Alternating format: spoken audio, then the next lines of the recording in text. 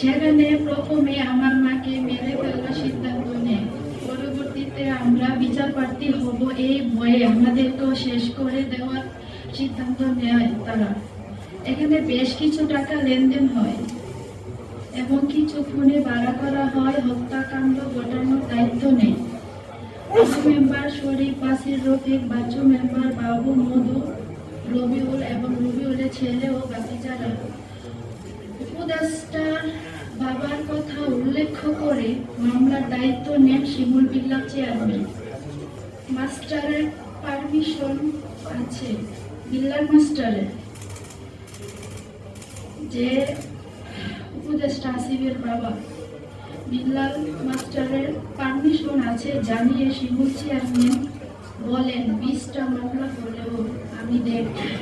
মিডিয়ার দায়িত্ব নেয় শরীফ, হাসির, রফিক, আবু বকর।